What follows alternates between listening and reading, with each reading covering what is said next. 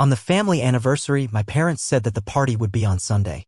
3 days before, my mom texted, "We've already rented a villa, we've all chipped in.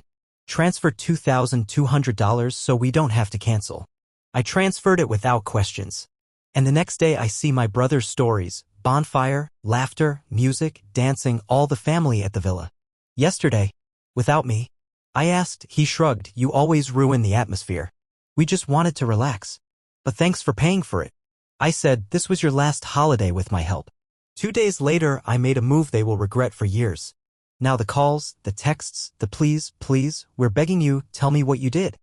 I don't usually post stuff like this, but I swear, if I don't get this out of my system, I'm gonna explode. So if you've ever been the person in your family who basically functions as the emergency credit card, this one's for you. Here's the setup. My name's Ryan, I'm 31, and I've always kind of played the responsible one in my family. Not by choice, mind you, it just sort of happened. I've got a younger brother, Liam, 24, who's basically everyone's favorite golden retriever of a human, goofy, charming, never picks up a bill. Then there's my sister, Katie, 28, who's mastered the art of nodding, smiling, and disappearing at just the right time. My parents?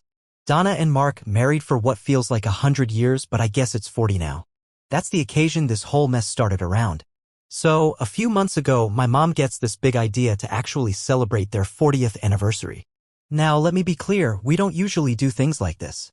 Our usual family celebration is dinner at some overly loud chain restaurant where everyone low-key wants to leave by dessert.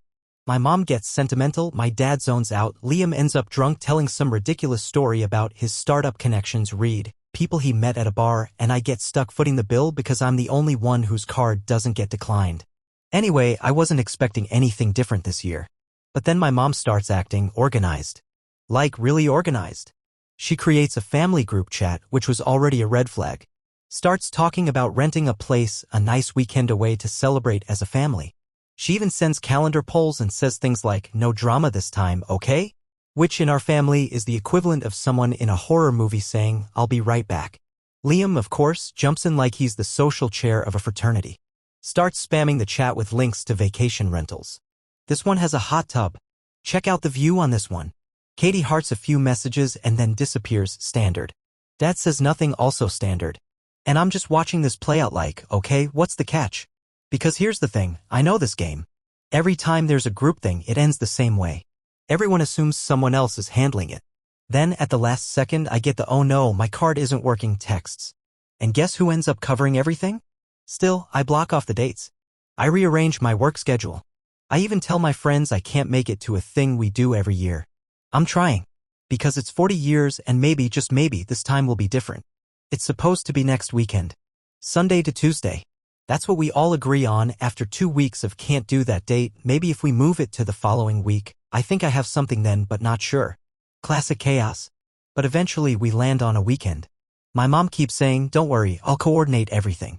I just want us all there, no drama." Flash forward to last week. It's Thursday night. I'm half watching Twitch on my phone, half scrolling through Reddit. I haven't thought about the trip much, figured there'd be more group texts as we got closer. Then I get this text from my mom. "Hey sweetie, quick thing, we already booked the villa and everyone sent in their part.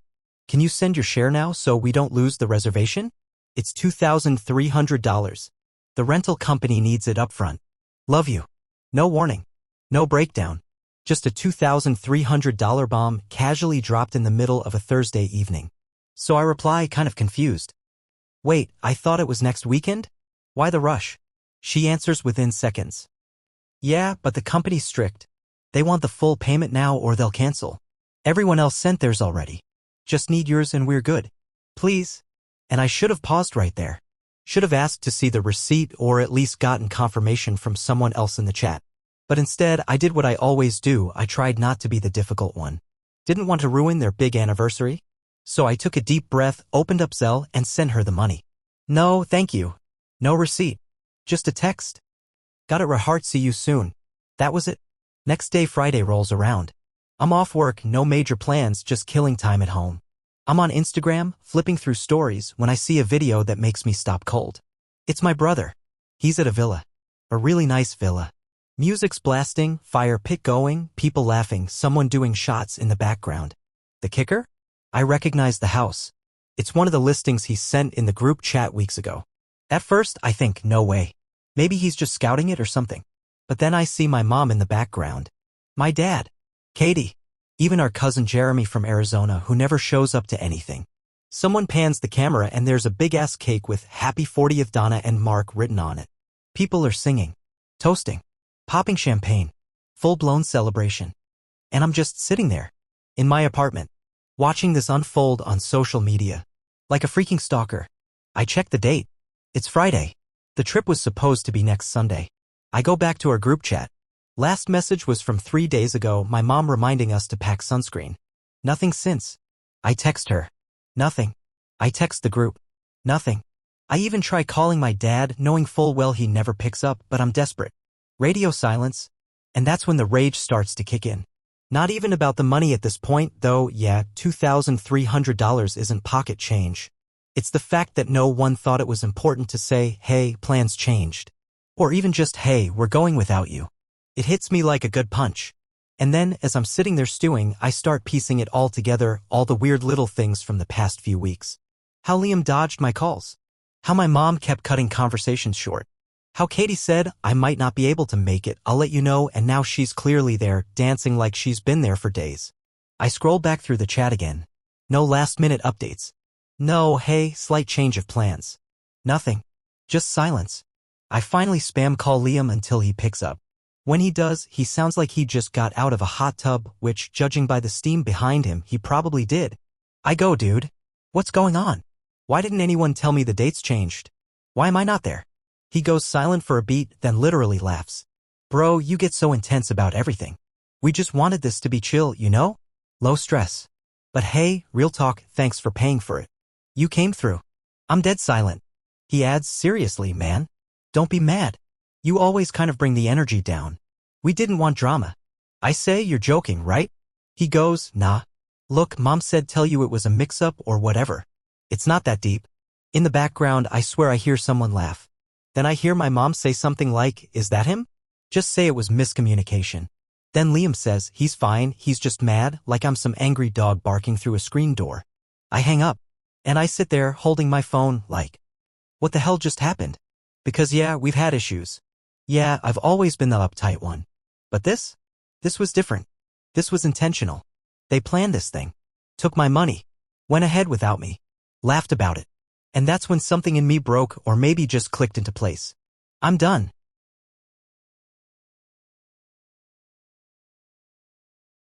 I don't think I've ever felt that kind of hollow before. That moment when you realize it wasn't just a mistake, it was a decision. A quiet, calculated one. And you were the only one not in on it. I sat there in my living room, phone still in hand, replaying that dumb video of my brother over and over as if it was going to suddenly make sense if I watched it enough times. But it didn't. It just got worse. Everyone was smiling, laughing, drinking. Even my dad, who barely says 3 words at most family things, was in the background with a damn party hat on. And there I was, sitting on my couch, thinking I had another week before anything was even happening. No one said a word. No, hey, we moved it up. No, sorry, change of plans. They just went. I started checking messages, scrolling through the group chat again, trying to find something, anything that might show I missed something. But it was quiet. Dead quiet. The last real message was 4 days ago. A thumbs up from Katie on one of Liam's dumb villa suggestions. That's it. I texted my mom. Are you serious with this? You moved the trip and didn't tell me. Nothing. I messaged the group. You guys really went without even saying anything? Read. No reply. I texted my dad, knowing full well he probably wouldn't answer. He didn't. That's when the anger started to boil over. Not the kind of loud, shouting anger, this was quiet. Heavy. The kind that settles in your chest and makes your hands shake just from existing. Because it wasn't about the money anymore. It wasn't even about missing the trip. It was about the message they sent, whether they meant to or not. I didn't matter. Not enough to be included. Not enough to be informed. But just enough to foot the damn bill. That's what hit me the hardest. All the times I'd picked up the slack, made sure everyone got home, paid for things I knew I'd never get reimbursed for, I thought it was just part of the deal. Being the reliable one. Being the adult in a family full of children in grown-up bodies. But now? Now it felt like they didn't even like me. Like I was just useful. And the worst part? I saw it coming. I knew Liam wasn't going to pay. I knew Katie would vanish. I even had a gut feeling when my mom asked for the money out of nowhere. I felt it deep down, that twist in the stomach, but I ignored it. Because I didn't want to be the guy who ruins the vibe. Again. So I swallowed it. Sent the cash. Tried to be the good son. And they turned around and did this. Later that night, I couldn't sleep. My mind just kept looping through all the weird little signs I'd brushed off. How Liam started ducking my calls the moment the dates were locked in. How Katie never actually confirmed she was coming, just kept saying maybe and then hearting messages. How my mom, who usually sends a dozen reminders before a trip, don't forget socks. Don't forget snacks. Suddenly went radio silent. They were planning it the whole time. I was never part of it. And yeah, that stung. But what really broke something in me was the call with Liam. Because he laughed. He actually thought it was funny. Like I was just being dramatic. Like they did me a favor by leaving me out. You always bring the mood down. That line just kept echoing in my head. Over and over. Like I was some storm cloud they had to sidestep to have fun. But here's the thing, I wasn't always like this. I wasn't always angry or bitter. I used to be the kid who brought snacks for everyone. The one who made playlists for road trips. I used to try. But over the years, that got worn down, chipped away by all the little ways they took me for granted. The "can you grab this?" The "I forgot my wallet, can you cover me?" The "don't make a big deal, it's just family." It built up. Quietly. Until this. So now I'm sitting there, full of this quiet rage, staring at my phone, wondering what to even do. Part of me wanted to just block them all, eat the loss, and move on. But then another part, the part they all think is too serious, started kicking in. That part went, you don't get to be silent anymore. Not after this. So I opened my banking app, pulled up the Zelle receipt, and took a screenshot. Then I went to the group chat and sent it. No caption. No drama. Just facts. And still no reply. Not even a fake apology. Just silence. That's when I knew they thought I'd do what I always do, suck it up and say nothing. But not this time.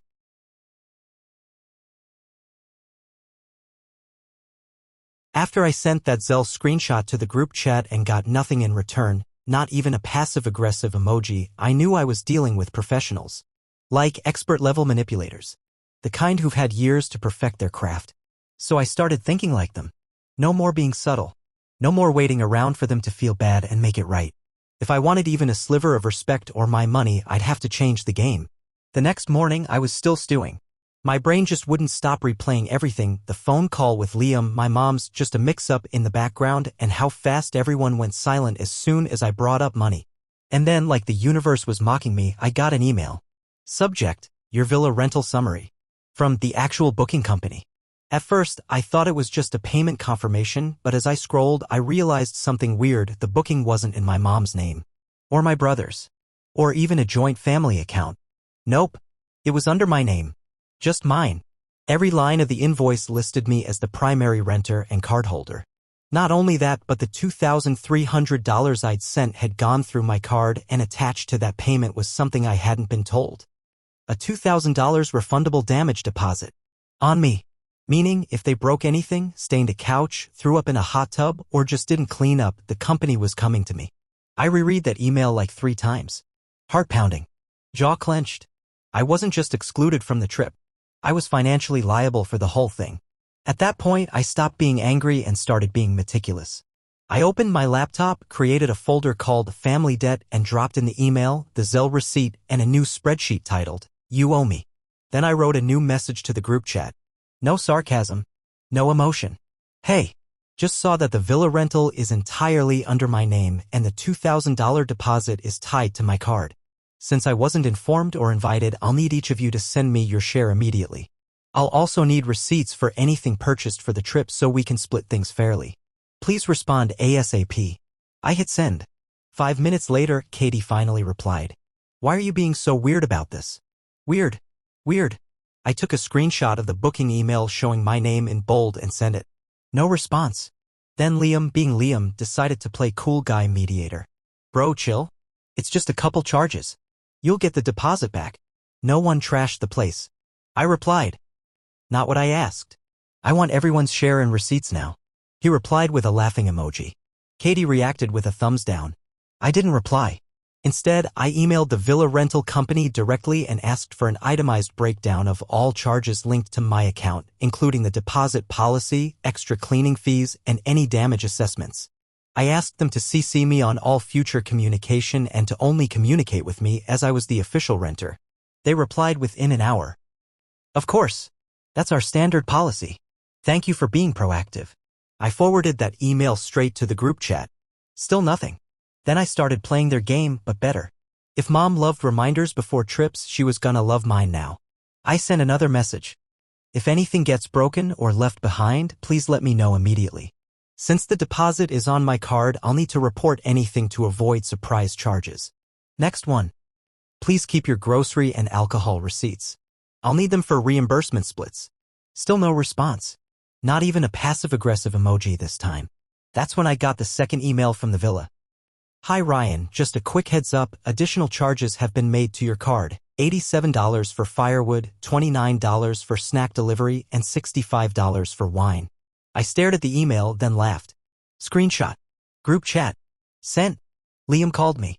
Didn't even bother texting. Dude, are you seriously flipping out over a few charges? It's not a big deal. It is a big deal when you use someone's card without asking. You said it was fine when you sent the money. No. I said I'd help pay for the trip. I didn't say use my card like a blank check. He sighed. Look, I'll Venmo you later, okay? No. Now. You're being uptight. Click. That was the last warning shot. They clearly thought I'd just eat it. Like always. So I escalated. I sent out a color-coded spreadsheet to the group chat. Each person's name. Each person's share. The $2,300 for the booking split 4 ways since Katie didn't bring a plus one. The $181 in added charges. A line item for cleaning fee, TBD. A note that said, if damages occur, deposit losses will be added proportionally. Reimbursements expected within 5 business days. Still no response. So I widened the audience. I CC'd my mom, dad, brother, sister, and this time my Aunt Janet and cousin Ben, who'd both asked why I wasn't at the party. Subject line, Villa Trip, Financial Overview. Inside was the invoice, Zelle receipt, itemized charges, and the spreadsheet. My phone buzzed nonstop for the next hour. Aunt Janet. Wait. You weren't invited? Cousin Ben. They made you pay and didn't even tell you it changed? I replied with one sentence. That's exactly what happened. Finally, my mom called. I didn't answer. She called again. Voicemail. Then a long text. Ryan, please stop making this worse. It was a miscommunication. Nobody meant to hurt you. Let's talk privately and fix this. I didn't respond. She messaged again. You're embarrassing the whole family. Then Liam sent me a private text. You're seriously making it worse than it is. Just let it go.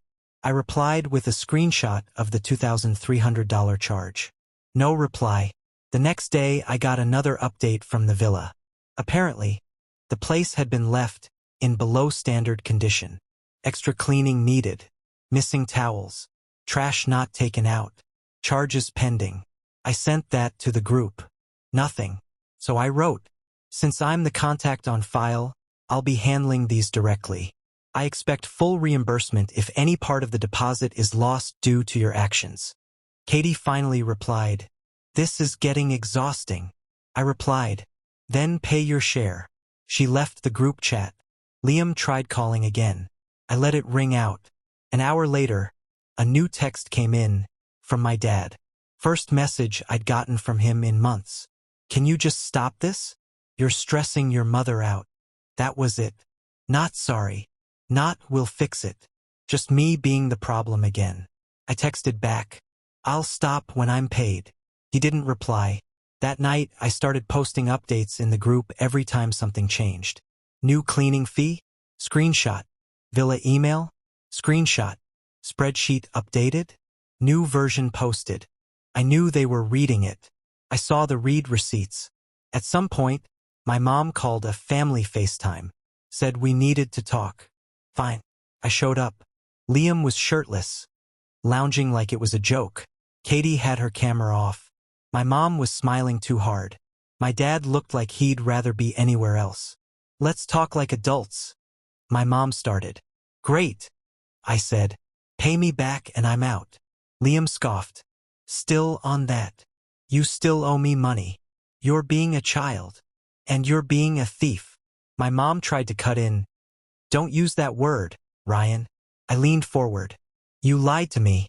You took my money. You excluded me. And now you want to act like I'm the issue. No one said anything. I'm done being your backup wallet. I'm done fixing everything. Liam rolled his eyes. So dramatic. I ended the call. That was the moment it stopped being about just money. They'd gotten away with too much for too long. And this time I wasn't backing down.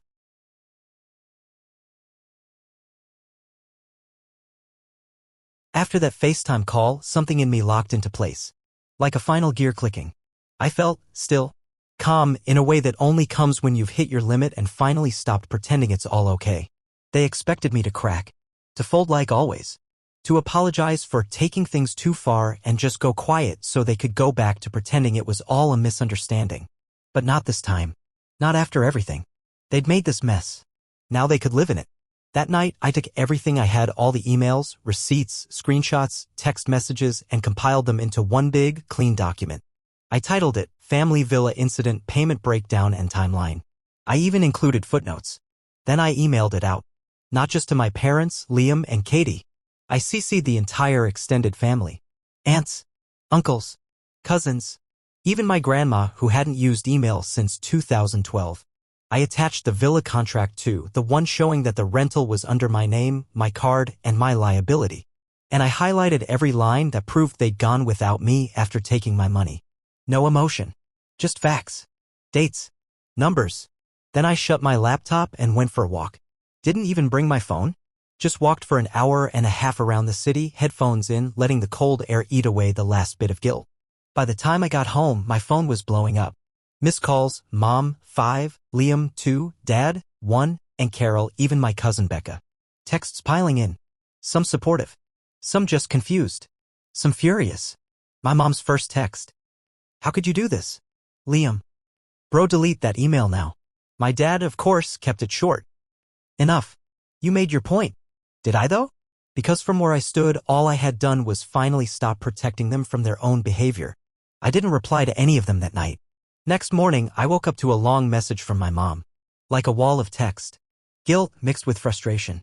The classic, we just wanted one weekend to be easy, followed by you're always looking for problems, and ending with you've torn this family apart. No apology. Not once did she say, I'm sorry for what we did. She called me negative. Said my attitude was exhausting. Said I overreacted. And that she was disappointed in how I handled it.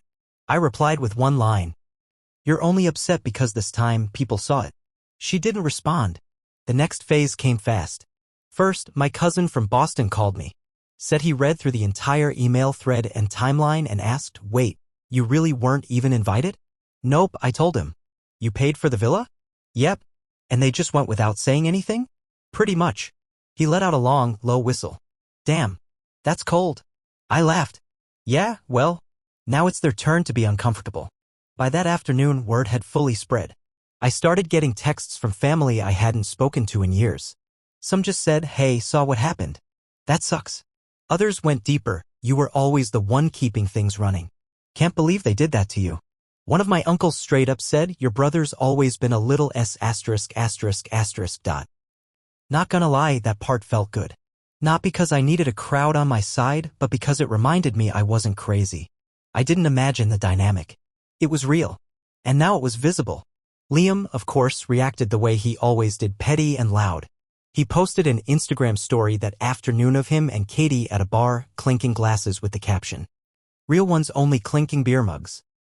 He tagged my mom and added a song, some passive-aggressive pop track about cutting off toxic people. Cute. I didn't respond. I didn't need to. The comments took care of that. A few of my cousins replied, maybe pay your share, bro. How do you party with someone you robbed? Yikes. Meanwhile, I was still getting emails from the villa. The cleaning crew had officially filed for extra labor. Apparently, there were wine stains on the couch, leftover food in the fridge, and someone had burned part of a patio chair with a hookah. Total damage deduction from the deposit? $615. I screenshotted the email, highlighted the relevant part, and forwarded it to the group. Just an update. Deduction from deposit confirmed. New totals updated in spreadsheet. I've added a late fee line for anyone still unpaid. No one replied. So I took it one step further.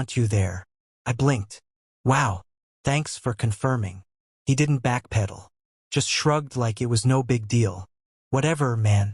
You've always been dramatic. No, I said. I've always been used. There's a difference. He stared at me for a second, then walked off. No apology. No money. Just like always. But this time, I didn't let the door hit me on the way out. I shut it first. Later that weekend, I got a notification from the villa company. Final damage charge processed. Deposit refunded, minus the $615. The remaining $1,385 came back to my card. I put half of it toward my rent. The other half, I used to buy myself a plane ticket to Colorado. A solo weekend in the mountains. Quiet, cold, peaceful. I didn't tell anyone I was going. No group chat. No calendar poll. No guilt. Just me. For once. Epilogue. It's been a few weeks now. The group chat is still dead. Katie's back in it, but she hasn't said a word. My mom sends the occasional thinking of you text, but I don't respond. My dad hasn't reached out at all. Liam? Still owes me. Still silent. Still posting nonsense about good vibes only. And me? I'm doing fine. Better, honestly. Lighter. I didn't burn the bridge. They did. I just decided to stop standing on the ashes.